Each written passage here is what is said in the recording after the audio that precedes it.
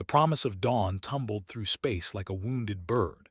Inside the civilian transport, 300 Talum refugees pressed against whatever surface they could find as the ship lurched sideways.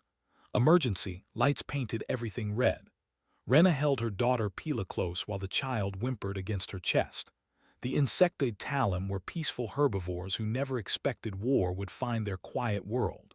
But the Krell swarm had arrived without warning, and now they were running for their lives. Another explosion rocked the ship. Rena felt the vibration through the metal floor. She looked at the viewport and saw 3 Krell hunter ships closing in. Their black hulls looked like diseased flesh stretched over bone. The Krell had been hunting them for 2 days now. The Promise's engines were failing. Life support systems were next. All passengers remain calm, a voice crackled over the speakers. It was their captain trying to sound confident. Nobody believed him anymore. Pila pulled away from her mother's embrace. Blood seeped through bandages on the child's arm. She had been hurt during the evacuation when their building collapsed. "Are we going to die?" she asked in a small voice. Rena wanted to lie. She wanted to say everything would be fine, but Talum did not lie to their children. "I don't know, little one, but I'm here with you." The ship shuddered again. Sparks flew from a control panel nearby. An older Talum male fell as the artificial gravity flickered. Others rushed to help him up. Everyone was terrified but trying to stay calm. That was the Talum way. Accept what comes with dignity. The captain's voice returned. "This is Captain Taris. I'm sending a distress signal on all emergency frequencies. If anyone can hear us, please respond. We are a civilian vessel with wounded aboard. We need immediate assistance." Rena knew what that meant. It meant they were out of options. It meant this was the end. She had heard stories about distress signals sent into empty space. Nobody came. Nobody ever came.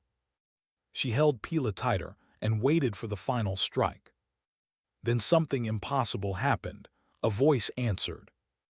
"This is Terran Defense Coordination, Outer Perimeter Station Whiskey 7. We copy your distress signal, Promise of Dawn. Please transmit your exact coordinates and casualty count." The words came through clear and calm. Rena looked around. Other refugees were staring at the speakers in confusion. Terran. Nobody knew what that meant. The voice had an accent they had never heard before. Captain Taris responded immediately. "Whiskey 7, we are at coordinates 7 Mark 439 in the Outer Rim. We have 300 civilians aboard, approximately 40 wounded. We are being pursued by 3 Krell attack vessels. Our engines are critical. We have maybe 10 minutes before they finish us." "Understood, Promise of Dawn. Help is already on the way. Hold your position and keep your people away from the outer hull sections. You're about to see some heavy action." Already on the way, Rena didn't understand. The signal had just been sent.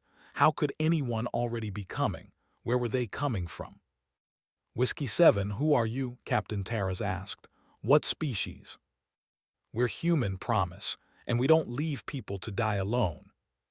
Human? Rena had heard rumors, stories about a species from some death world that nobody had confirmed existed. Tall taily spacers told in ports, but the voice was real, and it had said help was coming. 5 minutes passed like hours.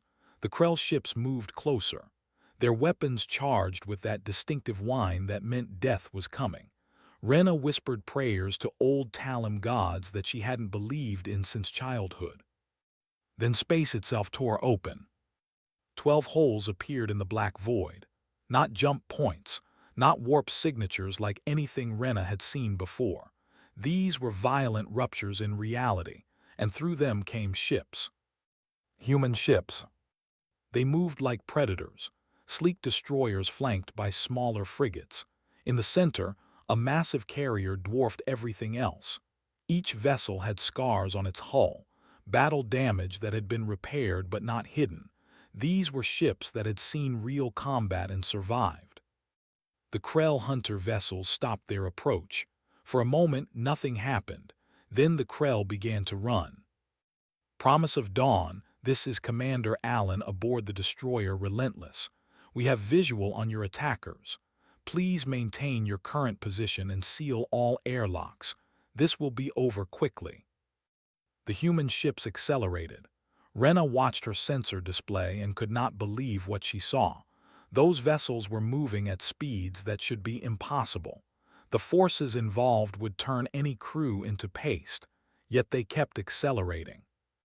The Krell tried to scatter. The human ships split up like a pack of hunting animals. Each Krell vessel suddenly had multiple human ships on its tail. Weapons fire lit up the darkness. But it wasn't the wild spraying that most species used in space combat.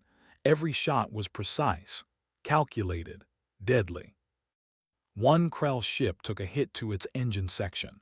It spun out of control but didn't explode. The human weapons had disabled it perfectly. The second Krell vessel suffered the same fate 30 seconds later. The third tried to self-destruct near the Promise of Dawn. Maybe it hoped to take the refugees with it. The human point defense systems intercepted the explosion with less than 2 seconds to spare. Tiny, automated guns fired thousands of rounds. The Krell ship's blast dissipated harmlessly against the defensive screen. 4 minutes. The entire engagement lasted 4 minutes. Promise of Dawn, this is Commander Allen. Threats neutralized. We're sending repair drones and medical teams. You're safe now. Rena stared at the viewport. Small craft were already launching from the human ships. They moved toward the Promise with purpose. Within minutes, she heard docking clamps engaging. Then human voices outside the refugee bay doors. The door opened. A human woman in some kind of armored suit stepped through. She was tall by Talem standards. Her face was covered in scars, but her eyes were kind. I'm Dr. Hayes. We're here to help. Who needs medical attention first? Pila looked up at the human with wide eyes. You came, the child whispered. Someone actually came. Dr. Hayes knelt down. Of course we came, sweetheart. You asked for help, that's all it takes. Rena watched human medics move through the refugee bay with practiced efficiency. They carried equipment she didn't recognize. Some devices hummed while scanning injuries. Others dispensed medicines that worked faster than anything Talem doctors had. Within an hour, every wounded refugee had been treated. Pila's arm was properly bandaged, and the child was sleeping peacefully for the first time in days. How do you work so fast? Rena asked Dr. Hayes. The human looked up from her medical scanner. We're trained for mass casualty events. Earth has a lot of natural disasters, earthquakes, tsunamis, volcanic eruptions. We learn to move fast or people die. What kind of world has all those things? Hayes smiled. It was a tired expression. A death world. That's what other species call it when they find out. Class 12 on the habitability scale. Most planets that support life are Class 3 or 4. Earth is considered barely survivable even for species that evolved there. Rena struggled to imagine it. Her own world had gentle weather and abundant food. Violence was almost unknown among her people before the Krell came. Why would anyone stay on such a world? Because it's home, and because surviving Earth makes you very good at surviving everything else. Another human entered the bay. This one wore a different uniform, military. The name patch read Allen. She approached Rena with confident strides. I'm Commander Allen. Captain Taris told me you've been keeping the refugees organized during the crisis. That took courage. I just did what needed doing, Rena said quietly. That's the definition of courage. Allen gestured toward the viewport. We're escorting your ship to the nearest safe port, but I wanted to ask if you'd like a tour of the Relentless. Might help ease some minds to see what's protecting them. Rena agreed. Anything to stop thinking about how close they had come to death. She followed Allen through the docking tube into the human destroyer. The difference was immediate. Where the Promise of Dawn had smooth corridors and soft lighting, the Relentless was all hard angles and stark illumination. Everything looked overbuilt. Walls were thicker than necessary. Support beams were redundant. Even the floor felt heavier. "Your ship seems very solid," Rena observed. "Has to be. Human warships are designed to take punishment. We learned that lesson the hard way." Alan led her to an observation deck. Through the window, Rena could see more human vessels arriving. The fleet was growing. "These are reinforcements from Sector Command. Standard protocol when we engage hostile forces."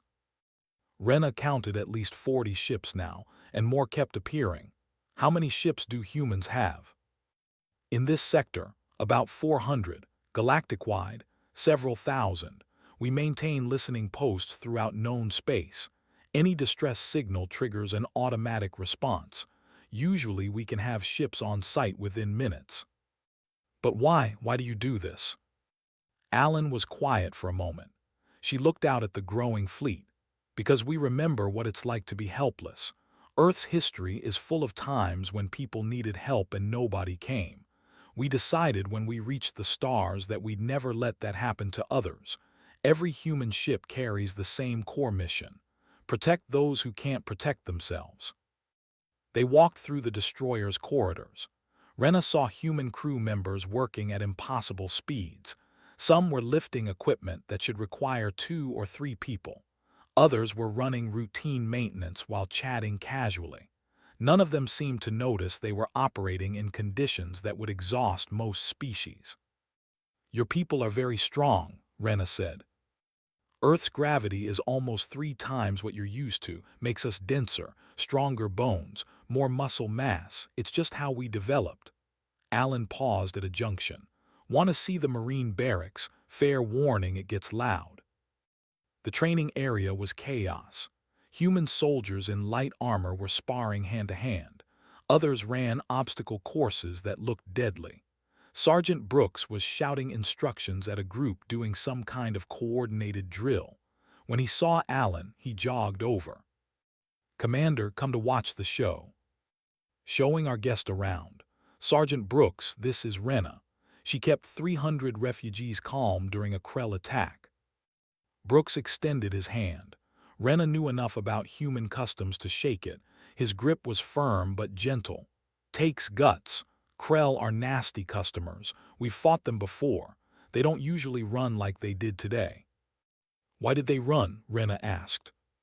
"Because they scanned our ships and realized they were outmatched. Krell are hive-minded. They calculate odds fast. 3 ships against 12 human vessels. They knew they'd lose." Brooks grinned. "Word will spread. They'll tell the rest of the swarm that humans bite back hard. Might make them think twice before attacking civilians again." Alan's communicator beeped. She listened to something Rena couldn't hear, then nodded. "Understood. On my way." She looked at Rena. "Admiral Peterson is arriving on the flagship. He'll want to speak with your captain. Mind if Brooks finishes the tour?" Rena agreed. Brooks led her through more sections of the ship. He showed her the weapons systems, the armor plating, the redundant power systems. Everything was built to military specifications that seemed excessive until he explained Earth combat doctrine. "Human ships are designed like Earth itself, hard to kill. We don't build anything that can't survive the worst conditions we can imagine. Then we make it tougher just to be safe." He tapped a wall. "This armor can take direct hits from most known weapons. The ship has 3 separate power cores. If 2 fail, the third keeps essential systems running. We have backup systems for our backup systems." "That seems paranoid." "That's survival. On Earth, you prepare for disaster or you die. Simple as that. We brought that philosophy to space." They reached the mess hall. Several dozen humans were eating and talking. The noise level was incredible. Everyone seemed to be having multiple conversations at once. Brooks got them both food from the dispensers. Rena stared at the portion sizes. 1 human meal could feed 3 Talem. "You eat a lot," she said carefully. "High metabolism. Deathworld species burn energy fast. We need fuel." Brooks bit into something that looked like compressed protein. "So what will you do after we get you to safety? Go back to your homeworld?" Rena thought about her answer. Home was occupied by the Krell. Her people were scattered across a dozen refugee ships. Everything she knew was gone. I don't know. Find somewhere to start over, I suppose. Humans have several colony worlds that accept refugees. Good planets, class 4 or 5 habitability, easy living compared to Earth. Your people would be welcome. You would do that. Let us settle on your worlds. Brooks looked surprised by the question. Why wouldn't we? You need help. We can provide it. That's how communities work. Besides, humans like having neighbors. Gets boring with just our own kind. An alarm sounded. Not urgent but attention-getting. Brooks stood immediately. That's the fleet assembly signal. Admiral Peterson must be briefing the captains. Want to see something impressive. They moved to another observation deck. Through the massive viewport, Rena watched as the human fleet formed up. Ships moved into precise formations. The geometry was beautiful and terrifying. 400 vessels arranged in combat-ready positions. Each one was a weapon. Together they were unstoppable. This is just our local response force, Brooks said quietly. If we needed to, we could call in the full armada, 10 times this number. Rena felt something shift in her understanding. Humans weren't just another spacefaring species. They were predators who had turned their predatory instincts toward protection instead of conquest. They had the strength to dominate but chose to defend instead. Why, she whispered. Brooks understood the question. Because strength without purpose is just violence. We learned that on Earth, learned it the hard way. Now we use our strength for something that matters. Deep in uncharted space, the Krell Supreme Overseer received reports with growing agitation. Krellith's compound eyes processed the data feeds from surviving hunter ships. Humans had interfered with the harvest. Humans had protected prey species. This could not stand. Dispatch forward elements, Krellith commanded. 300 vessels, crush this human nuisance. The Krell hive mind calculated victory with certainty. 300 ships against the 12 human vessels reported. Overwhelming numbers would prevail. The hive would feed on both Talum and human remains. The pattern had worked against 47 other species. It would work again. Aboard the Defiant Storm, Admiral Peterson studied the tactical display. Human sensors had tracked the Krell response. 300 ships inbound. His fleet numbered 50 vessels now that reinforcements had arrived. He should be concerned. Instead, he smiled. Commander Williams signaled the fleet. Earth storm formation. Time to teach the Krell why Deathworld species don't hunt alone. Williams raised an eyebrow. Sir, we're outnumbered 6-1. Only if you count wrong. They see 50 ships. I see 500 humans who know exactly how to fight as one. Peterson pulled up Earth tactical archives, battle footage from naval engagements, wolf pack strategies, coordinated hunts. Show them what pack hunting really means. The human fleet dispersed. Ships broke into groups of 5 or 6, each group positioned at different vectors. They didn't form traditional battle lines. Instead, they spread out like hunters surrounding prey. The Krell advanced in their standard formation, a massive wedge designed to smash through defensive positions. Contact in 3 minutes, Williams reported. Peterson opened fleet-wide communications. All ships, remember your training. We're faster, we're tougher, we're smarter, and we fight for something that matters. Those Krell out there hunt civilians. They attacked refugees. Show them what happens when they pick on someone under our protection. The Krell wedge hit empty space. The human ships had scattered. Before the Krell could reorient, the first attack came from behind.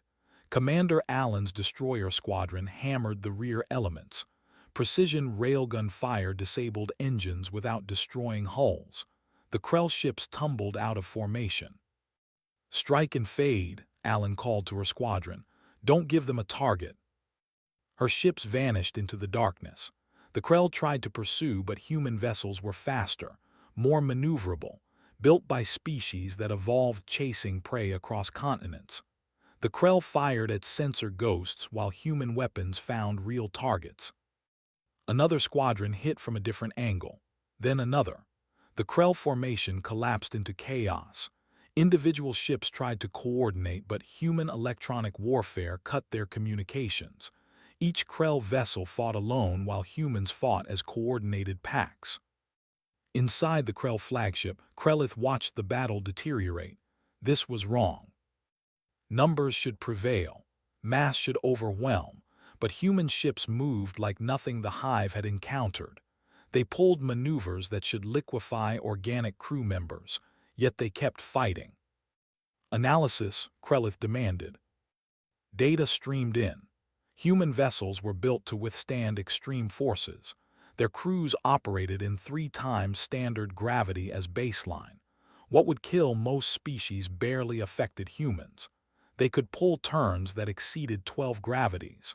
Could sustain combat operations under conditions no other known species could survive. Deathworld advantage. The term appeared in the analysis. Species that evolved under extreme conditions developed extreme tolerances. Earth was rated Class 12 for lethality. Only 1 in 10,000 worlds qualified. Those that did produce species unlike anything else in the galaxy. The battle continued. Human casualties were light, 3 ships damaged, none destroyed, Krell losses mounted, 100 vessels disabled in the first hour. Krellith ordered withdrawal, but the humans pursued, not to destroy, to disable, to capture, to study. They're hurting us, the hive mind realized, like predators with prey. Sergeant Brooks led a boarding team onto a disabled Krell vessel. His Marines moved through corridors with weapons ready. The Krell had a reputation for viciousness in close combat. Strong exoskeletons, acid weapons, hive mind coordination. Brooks wasn't worried. Standard sweep, contain and secure, non-lethal when possible. The first Krell attack came fast. 3 warriors charged from a side passage. They were big, strong. Their mandibles could crush bone. Brooks's team responded with practiced precision. Stun rounds dropped the first 2. The third got close enough to swing its bladed arms. A Marine caught the blow on his shield while another delivered an electric shock from behind. 20 seconds. 3 Krell warriors neutralized without fatalities. Area secure, Brooks reported, moving to engineering. The Marines advanced. Every corner was checked, every compartment cleared. They found Krell crew members huddled in defensive positions. Some surrendered, others fought. All were subdued with minimum force. The human advantage wasn't just technology or training, it was experience. Millennia of warfare on Earth had taught them every trick, every tactic, every strategy. Brooks reached the engineering section.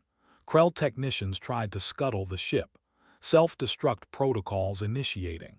He sent 2 Marines to disable the charges while the rest secured the area. It was textbook military operation. The kind humans practiced until it became instinct. Scuttle attempt prevented, he reported. Ship secure. Similar reports came from other boarding teams. Humans were capturing Krell vessels across the battlefield, not destroying them, taking them intact, studying them, learning from them. It was the human way: adapt, overcome, improve. Admiral Peterson watched the battle conclude. Of 300 Krell ships, 200 were disabled and captured. 98 had managed to escape. 2 had been destroyed when their self-destruct charges activated before humans could stop them. His fleet had suffered damage but no losses, no deaths. That was acceptable. Status report, he ordered. Williams compiled the data. 57 wounded, all injuries classified as minor, hull damage on 7 vessels, repairs underway. We've secured 198 Krell ships. Engineering teams are analyzing their technology. And the refugees. Promise of Dawn and 6 other civilian ships are safely in our protective envelope. All casualties stabilized. Dr. Hayes reports good prognosis for everyone. Peterson nodded. Signal Fleet Command. Mission successful. Krell forward elements neutralized. Recommend increased patrols in this sector. He looked at the tactical display showing captured Krell vessels, and send a message to the Krell. Tell them this is what happens when they threaten people under human protection. Tell them to spread the word. The message was transmitted on all Krell frequencies. Simple, direct, unmistakable. This is Admiral Peterson of the Terran Defense Force. You attacked refugees. You hunted the helpless. That ends now. Any Krell vessel that threatens civilians will face the full strength of humanity. We are a Deathworld species. We evolved fighting nature itself. Fighting you is easier. Stand down or be destroyed. The choice is yours. In the depths of the Krell Nexus, Supreme Overseer Krellith received the message. For the first time in the Hive's long history, it felt something new. Something the Krell had inflicted on countless other species but never experienced themselves. Fear. Krellith refused to accept defeat. The Hive had conquered 47 species. It would not be stopped by Deathworld primitives. The Supreme Overseer committed everything. 1,700 ships, the full might of the Krell swarm. They would overwhelm the humans through sheer numbers or die trying. All vessels converge on human position. Total extermination protocol. No survivors. The Armada moved as one. 1,700 ships arranged in concentric shells, layer upon layer of weapons and armor. Nothing could survive the firepower they carried. The Hive mind calculated victory with 98% certainty. Admiral Peterson received the sensor data with grim satisfaction. The Krell were coming, all of them, exactly as planned. He signaled Fleet Command. Deploy the Armada, full strength, time to end this. Across human space, ships received activation orders. Destroyers, cruisers, carriers, dreadnoughts. 400 vessels representing humanity's commitment to protecting others. They began transition to the rally point. The largest human fleet deployment in 20 years, all because of one distress signal, one refugee ship asking for help. Rena watched from the observation deck of the Defiant Storm. Admiral Peterson had invited the Talum refugees to witness what came next. She stood with Pila and 100 other civilians, all of them staring at the viewport as space filled with human ships. There are so many, Pila whispered. Dr. Hayes stood beside them. This is what humans do when innocent people are threatened. We don't send token forces. We send everything needed to win. The human fleet assembled in perfect formation. 400 ships moving with synchronized precision. Each vessel battle-scarred but operational. Each crew ready for combat. Peterson had explained the strategy to Rena earlier. The Krell expected a defensive battle. They would get a hunt. All ships, this is Admiral Peterson. You know why we're here. Krell attacked refugees, killed civilians, hunted the helpless. We're going to make sure they never do that again. Earth Storm Protocol. Show them what Deathworld species do when you threaten their pack. The fleet dispersed, not retreating, repositioning, creating a killing field in the nebula ahead. The clouded region would disrupt Krell sensors. Human ships had specialized equipment built for Earth's worst conditions. Volcanic ash, deep ocean darkness, radiation storms. Nebula clouds were nothing by comparison. The Krell fleet entered the trap at full speed. Confidence born of numbers. 1,700 ships against 400. The math seemed simple until the humans struck. They came from every direction at once. Small squadrons hitting hard then vanishing. The nebula became a maze where Krell sensors failed but human targeting remained perfect. Ships that could navigate Earth's magnetic anomalies had no trouble with simple gas clouds. Commander Allen led her squadron through impossible maneuvers. Her destroyer Relentless pulled 12 gravity turns while maintaining weapons lock. Her crew operated in conditions that would black out most species. Years of training in enhanced gravity made them resistant to the forces that would kill others. Target their command vessels, cut the head off the snake. Her weapons officer fired with inhuman precision. Railgun rounds traveled faster than Krell point defense could track. 3 command ships disabled in 90 seconds. The Krell hive coordination degraded. Individual ships began operating independently. Exactly what humans wanted. Sergeant Brooks commanded marine operations across multiple boarding actions. His teams hit disabled Krell vessels like Earth's apex predators. Fast, coordinated, lethal when necessary, merciful when possible, always professional.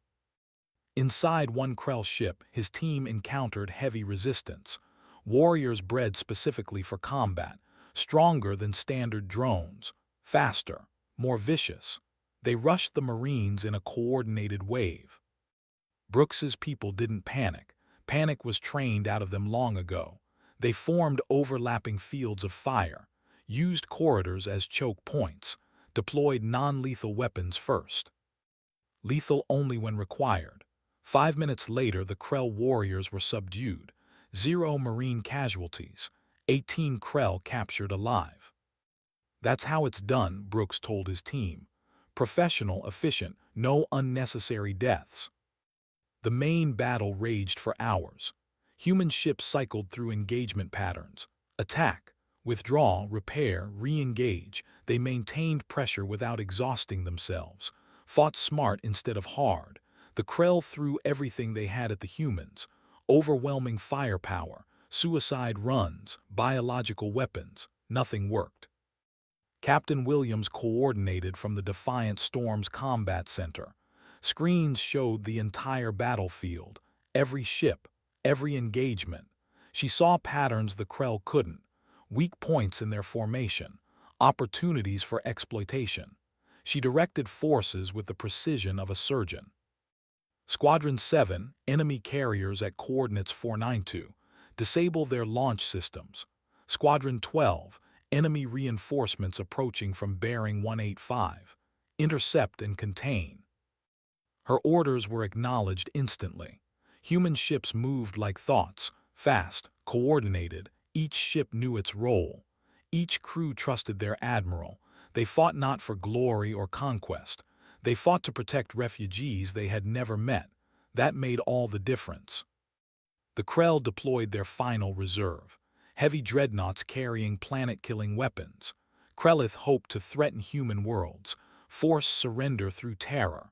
The human response was immediate and overwhelming. All dreadnoughts target enemy heavies. Authorization for maximum force granted. Human capital ships emerged from the nebula. These were the largest vessels in the fleet, built to withstand anything, armed to destroy everything. They traded blows with Krell dreadnoughts at point-blank range. Armor designed to survive orbital re-entry through Earth's atmosphere held against weapons that could crack planets. The exchange was brutal. 2 human dreadnoughts took critical damage. Their crews evacuated in good order. No deaths. But the Krell heavies suffered worse. Precision targeting from ships crewed by species that evolved hunting megafauna. Every shot counted. Every hit damaged something critical. Admiral Peterson watched the battle reach its climax. The Krell were breaking, their formation shattered, their coordination gone, individual ships fleeing in all directions. He could pursue, could destroy them all, but that wasn't the mission, never had been. All ships cease fire, let them run, we've made our point. The human fleet held position, weapons hot but silent, watching as Krell survivors escaped into deep space. Of 1,700 ships, fewer than 300 remained operational. The rest were disabled, captured, or destroyed. Human losses were significant but manageable. 19 ships damaged beyond immediate repair. 4 destroyed. 362 wounded. 12 dead. Peterson stood on the bridge of the Defiant Storm. Around him, his crew worked to secure the area. Rescue operations were already underway, saving Krell survivors from damaged ships, treating their wounded, the human way. Even enemies deserved mercy. Rena approached him quietly. Why did you let them go? You could have destroyed them all. Because we're not conquerors, we're protectors. The Krell are beaten. They know what happens if they threaten refugees again. That's enough. But they killed your people. Peterson's expression was hard. 12 humans died protecting 300 Talum refugees. They knew the risks, accepted them willingly. That's what we do. He looked at her directly. Your people are safe now. The Krell won't trouble you again, and if they do, we'll be listening. The Galactic Council chambers erupted in chaos. 50 species shouting at once, counselors demanding answers, accusations flying. Ambassador Wallace stood calmly at the center of it all and waited for the noise to die down. He had expected this reaction. Humans had just fought the largest space battle in recent history without asking permission. Chairwoman Prella finally restored order. She was an energy-based being, no physical form, just coherent thought given voice. Ambassador Wallace, your people deployed 400 warships and destroyed a significant portion of the Krell fleet. The Council was not consulted. Explain. Wallace activated a holographic display. It showed the promise of dawn under attack, showed the distress signal transmission, showed the timeline. We received a cry for help. 300 civilians about to die. We responded. The Krell escalated by sending their entire fleet. We defended ourselves and those under our protection. Counselor Vren stood, his avian features ruffled in agitation. You called deploying an armada defending yourself. This was an act of war, unprovoked aggression. Unprovoked, Wallace showed footage of Krell attacks on 17 different worlds. Civilian populations massacred, refugees hunted, children killed. The Krell have been conducting genocide for 6 months. The Council debated, discussed, formed committees. Meanwhile, people died. We stopped talking and started acting. Counselor Morath's aquatic tank bubbled with displeasure. You had no authority to take military action in Council space.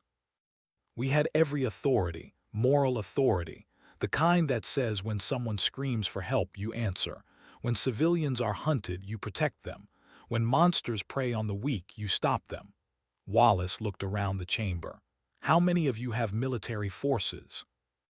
Every counselor responded affirmatively. Then why are you shocked that we do too? Because we're from a death world, because we're effective, or because we did what you wouldn't? The chamber went silent. Uncomfortable truth hung in the air. The Council had known about the Krell attacks, had debated intervention, had done nothing while people died. Humans had acted. Chairwoman Prella spoke carefully. Ambassador, we understand your people have certain cultural imperatives regarding protection of others, but your military capabilities are concerning. 400 ships is a significant force. How many more do you have? Wallace considered his answer. Honesty was best. Several thousand ships across human space. We maintain listening posts throughout the galaxy. Any distress signal triggers automatic response, usually within minutes. We've answered 147 calls in the past decade. The chamber erupted again. Thousands of ships, listening posts everywhere. The implications were staggering. Humans had been operating a galactic protection network without anyone noticing. Counselor Vren stood again. This cannot stand. I propose immediate restrictions on human military expansion. They are too dangerous, too aggressive. Deathworld species cannot be trusted with such power. Before Wallace could respond, the chamber doors opened. A Talum delegation entered. Rena led them. Behind her came representatives from 6 other species, all survivors of human rescue operations. Prella recognized the interruption. This is highly irregular. Rena bowed respectfully. Forgive the intrusion, Chairwoman, but we could not remain silent. Counselor Vren calls humans dangerous. I disagree. Humans saved 300 of my people. They risked their lives, lost 12 of their own protecting us, species they had never met before. Captain Saran stepped forward. The reptilian commander had scars from old battles. Pirates attacked my convoy 2 years ago. The Council sent thoughts and prayers. Humans sent ships. They drove off the attackers, repaired our vessels, asked for nothing in return. Engineer Bollock spoke next. Her crystalline form chimed with each word. Asteroid impact threatened our mining colony. Our distress call went unanswered for hours. Then humans arrived.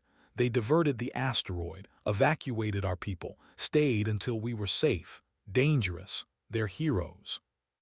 One by one, the survivors told their stories. Each one painted the same picture. Humans responding to cries for help. Humans protecting the vulnerable. Humans asking nothing but offering everything. Wallace let them speak. Their words carried more weight than anything he could say. When they finished, he addressed the council again. You fear what we might do with our power. I understand that, but judge us by what we have done. We've saved 23 species, stopped pirates, prevented disasters, answered every distress call we detected. And yes, we fight when necessary. Earth taught us that sometimes violence is needed to protect innocence, but we never start the fight, we end it. Prella considered carefully. What do you propose, Ambassador? A formal agreement, the Deathworld Compact. Humans continue our protection operations, but we coordinate with Council forces when possible, share intelligence on threats, provide training to species who want to improve their own defensive capabilities. In return, the Council recognizes our right to maintain our fleet and grants us access to Council emergency networks. That gives you significant authority, Morath observed. It gives us the ability to save more lives. That's all we want. Vren protested loudly. This is absurd. We would be legitimizing human militarism, giving them access to sensitive information, trusting a Deathworld species with galactic security. Rena spoke up again. You speak of trust, Counselor. Where was your trust when my people needed help? Where were your ships when we broadcast our distress signal? The humans came. You did not. That tells me who deserves trust. The vote was called. Tense silence filled the chamber as counselors registered their positions. 27 in favor, 18 against, 5 abstentions. The Deathworld Compact passed by narrow margin. Prella made it official. The motion carries. Ambassador Wallace, the Council recognizes the Terran Defense Force and grants the access requested. We will draft formal terms within the week. Wallace bowed. Thank you, Chairwoman. Humanity will not disappoint you. Later, Wallace met with Admiral Peterson via secure channel. The Admiral was still overseeing cleanup operations. How did it go? Compact passed, barely. About a third of the Council still fears us. Peterson nodded. Then we prove them wrong, one rescue at a time, one life saved, one distress call answered. Eventually they'll understand. And if they don't, then we keep doing what's right anyway. Earth didn't raise quitters. Wallace smiled. No, it didn't. I've got requests from 15 species wanting defense cooperation agreements. How soon can we start training programs? Captain Rodriguez is already setting up the first facility. We'll teach anyone who wants to learn, share our knowledge, make the galaxy safer for everyone. The opposition won't like that. The opposition can file a complaint. Meanwhile, people will stop dying alone. Across the galaxy, human listening posts integrated with Council emergency networks. The coverage expanded exponentially. More distress signals detected, more lives saved. The word spread quickly. If you needed help, broadcast on the emergency frequencies. Humans would come, always, without fail. 6 months had changed everything. Rena stood on the reconstructed streets of her homeworld watching human engineers work alongside Talum laborers. The Krell occupation had left scars, but rebuilding was progressing faster than expected. Human technology helped. Human expertise guided. Human protection ensured the Krell stayed away. Sergeant Brooks coordinated defense installations from a temporary command center. He had volunteered to remain after the combat operations ended, teaching Talum how to protect themselves, how to spot threats, how to respond effectively. You're putting the sensor array there. Brooks asked a Talum technician. Yes, Sergeant, following the specifications you provided. Good, make sure it overlaps with the Western array. Redundancy matters. Earth taught us that lesson repeatedly. Pila watched from nearby. The young Talum had grown in confidence over the past months. Her injuries were fully healed. Now she spent every free moment learning from the humans. Combat tactics, ship operations, emergency response procedures. Rena had tried to discourage her daughter's interest in military matters. Brooks had different advice. Let her learn.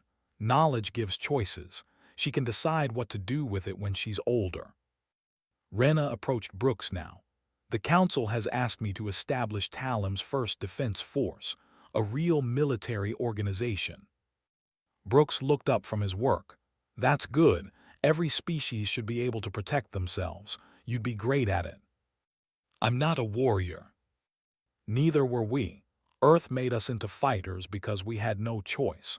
You have choices now, but having the ability to fight means you can choose peace from a position of strength.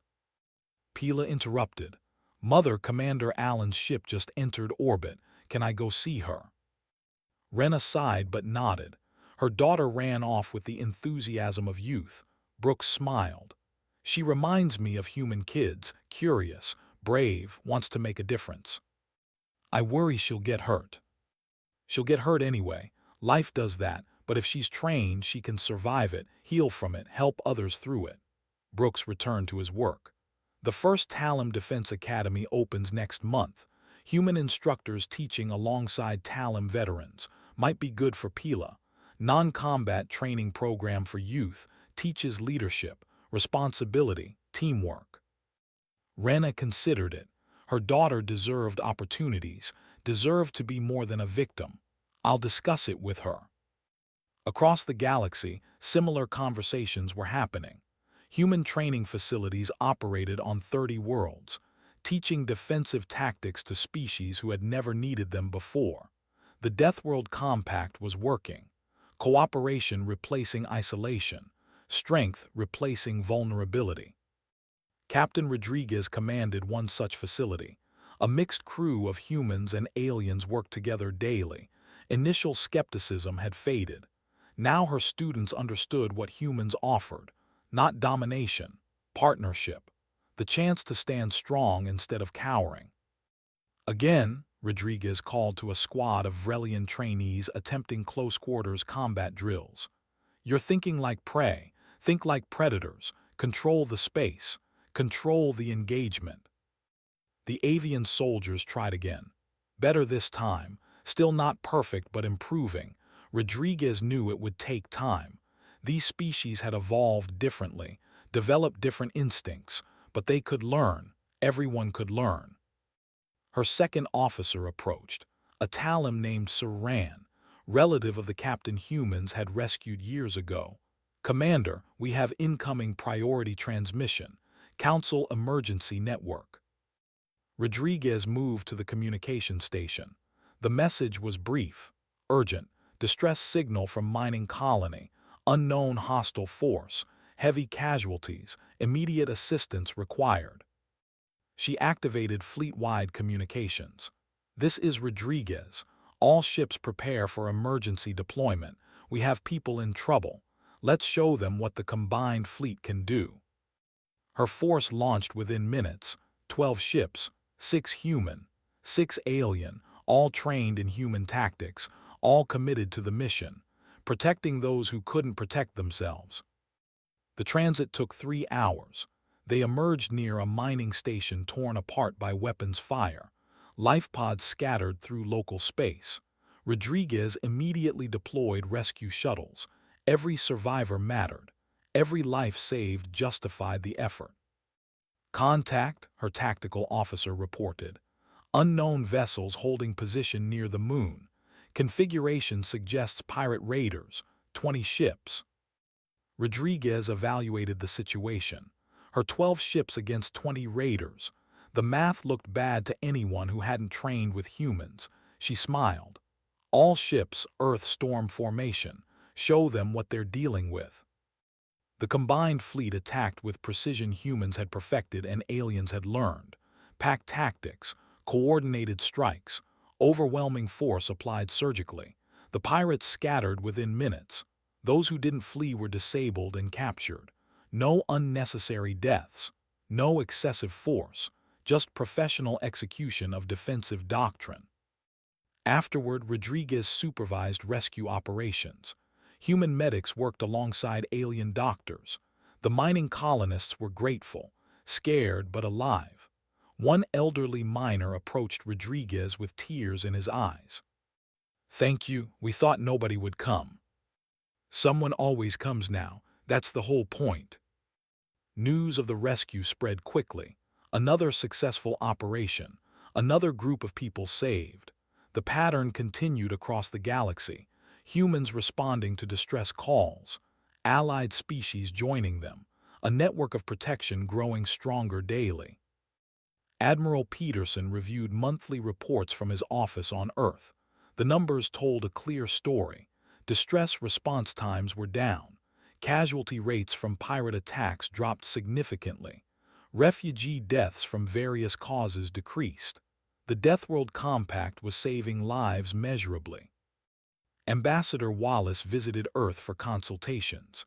He met Peterson at the Admiral's home overlooking the Pacific Ocean. Waves crashed against cliffs below. Storms gathered on the horizon. Earth in all its violent beauty. "Council wants to expand the compact," Wallace reported. 40 species have applied, including some who opposed us initially. Vren. Still resistant, but isolated now. Hard to maintain opposition when results speak clearly. Peterson watched the storm approach. "This is what Earth taught us. Survival requires strength. But strength without purpose is wasted. We found our purpose. Protecting others. Protecting everyone, because we remember being vulnerable. Remember what it felt like when nobody came to help." Peterson turned from the view. "How's the Talem situation?"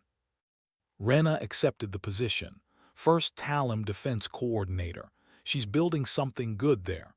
Her daughter wants to join the academy. The one who was injured during the initial rescue.